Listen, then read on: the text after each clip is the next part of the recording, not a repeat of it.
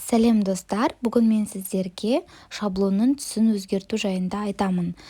Шаблондардың түсін өзіңіз қалағандай әртүрлі түске өзгертсеңіз болады. Жасыл, қызыл, сары. Ол үшін бізге PicsArt программасын ашу қажет болады.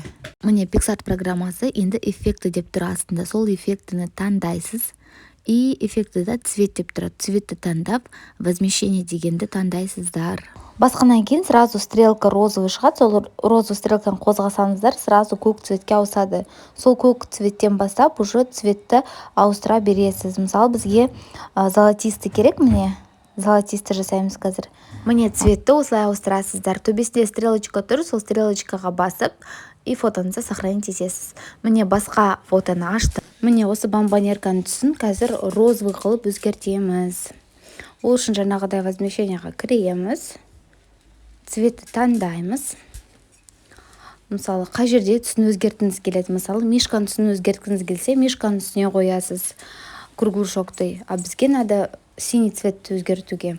Сол үшін қазір синий цвет міне өзі сразу көк болып шығады. И ары қарай уже тонды өзгертесіз. Бізге осындай розовый түс керек. Осылай розовыйға өзгертесіздер. Міне енді төбесінде стрелочканы басасыз да фотоны сохранить етесіз.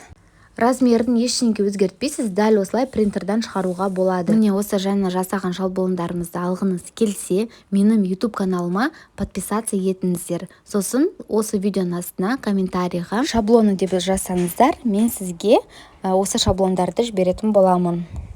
Менің видеоmun ұнаса лайк басып, арнама тіркеліп қойыңыздар.